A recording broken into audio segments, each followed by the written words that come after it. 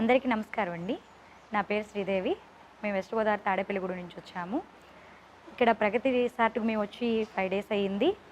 అయితే మొదట్లో మాకు అసలు పాలంటే చాలా ఆరోగ్యానికి మంచిది, నాన్ వెజ్ పిల్లలకి పెడితే చాలా మంచిది అనేటువంటి విషయం ఒకటే బాగా చెప్పడం వల్ల, అంతేకాకుండా సన్‌ఫ్లవర్ ఆయిల్ తీసుకుంటే కొలెస్ట్రాల్ ఉండవు, అదేవిధంగా గ్లూకోజ్ కావాలంటే ముఖ్యంగా చక్కెర తీసుకోవాలి ఇనేటువంటి విషయాలే మాకందరికీ కూడా పూర్తిగా మైండ్‌కి పూర్తిగా ఎక్కేసాయండి.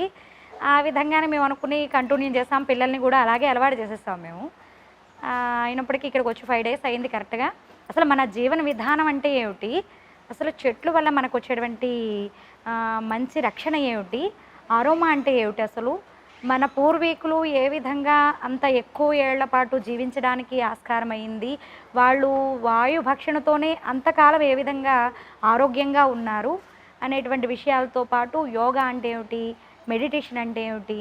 అదేవిధంగా శాకాహారంలో మనకి ఎంత చక్కనైనటువంటి ప్రోటీన్స్ ఉన్నాయి అనేటువంటి విషయాలన్నీ కూడా మాకు సరళ మేడం చాలా క్లుప్తంగా మాకు అర్థమయ్యేలాగా ఇక్కడ ప్రగతి రిసార్ట్‌లో చక్కగా చెప్పడం జరిగింది.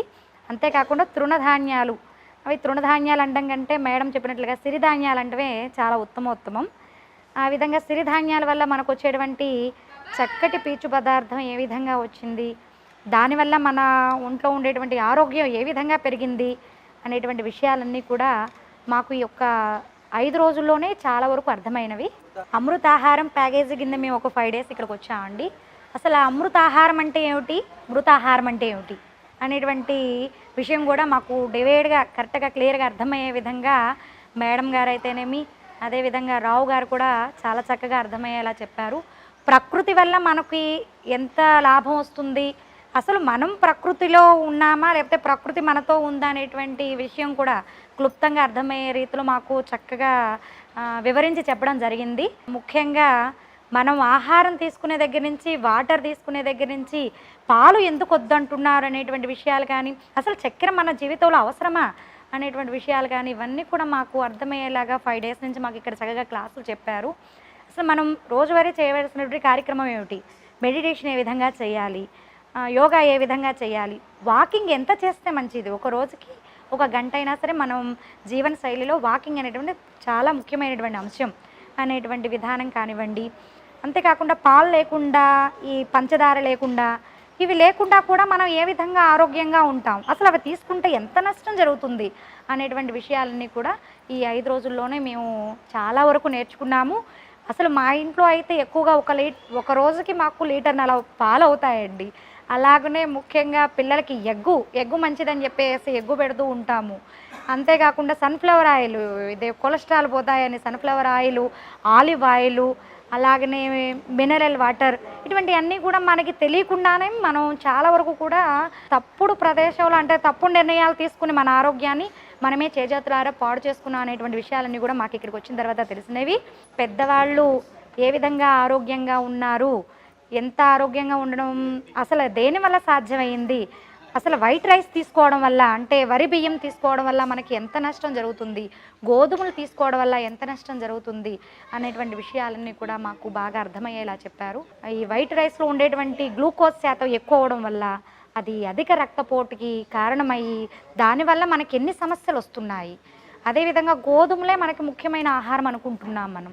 అసలు ముఖ్యంగా సిరిధాన్యాల్లో ఉండేటువంటి ప్రోటీన్స్ ఏమిటి, దానివల్ల మనకు వచ్చేటువంటి లాభం ఏమిటి అనేటువంటి విషయాలన్నీ కూడా కేవలం 5 రోజుల్లో మాకు ఈ జీవన శైలిని మార్చుకుని ఆరోగ్య పద్ధతిలో మనం ఉండేటట్లుగా ఎంతో బాగా సరళ మేడం గారు ఈ ప్రగతి రిసార్ట్‌లో అమృతాహారం ప్యాకేజీలో మాకు చక్కగా అర్థమయ్యేలాగా చెప్పారండి. జీపీకే రావు గారు అయితే ముఖ్యంగా వృక్షో రక్షితి రక్షితః, అదేదో మామూలు ఒక పదవిలా మనం అనుకుంటున్నాం తప్పించి, అసలు వృక్షో రక్షితి రక్షితః అంటే వృక్షాలని మనం రక్షించడం కాదండి, వృక్షాలే మనల్ని రక్షిస్తున్నాయి.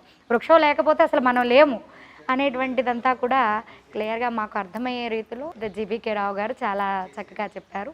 అదేవిధంగా కషాయాలు అంటే ప్రతి ఒక్కరు కూడా ముఖం చిట్లించుకుంటారు. ముఖ్యంగా కషాయం అనగానే ఏమిటంటే అదేదో చేదు పదార్థం లాగా, లేకపోతే ఏమిటి అసలు కషాయం ఏమిటి, అదెవరో మన పూర్వం వాళ్ళు వాడినటువంటిదే కానీ ఇప్పుడు కషాయాలతో పని ఏంటి, అంతకు మించి బోల్డన్ని ప్రోటీన్స్ వచ్చాయి కదా అనేటువంటి రీతిలోనే మనం అందరం ఆలోచిస్తున్నాం.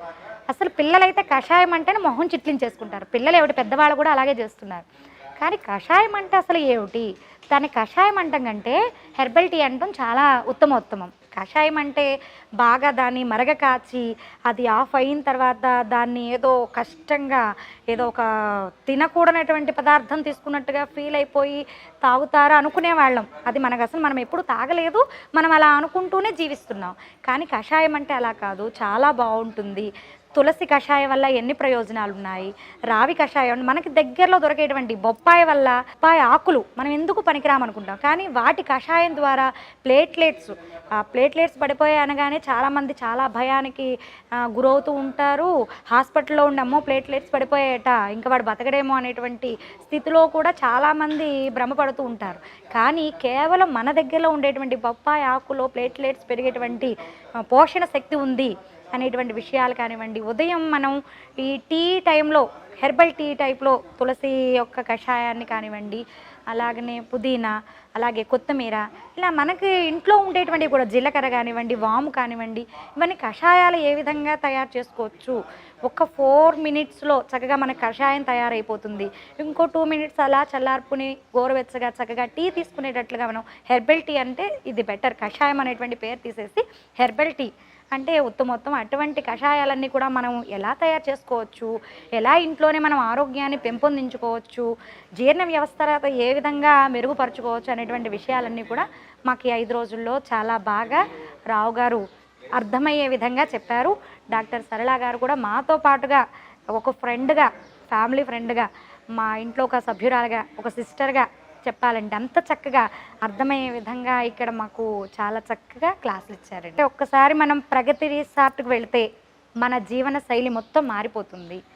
ఒక మంచి అవగాహన, ఒక మన ఆరోగ్యాన్ని ఏ విధంగా మనం కాపాడుకోవాలి, రోగాల బారి నుండి మన పిల్లల్ని మనం ఎలా సంరక్షించుకోవాలి, మనం ఖర్చు పెట్టకుండానే డబ్బులు హాస్పిటల్కి తగలేయకుండా, కాస్ట్లీ ఫుడ్కి తగలేయకుండా మనం దొరికేటువంటి ఈ యొక్క ప్రకృతిలో ఉండేటువంటి మంచి ఆహారం ద్వారా మనం ఎంత ఆరోగ్యాన్ని పెంచుకోవచ్చు అనేటువంటి విషయాలన్నీ కూడా మన ప్రగతి రిసార్ట్కి వచ్చినట్లుగా అయితే అమృతాహారం ప్యాకేజీలో మనకందరికీ కూడా చక్కగా అర్థమవుతుందని నా అభిప్రాయం.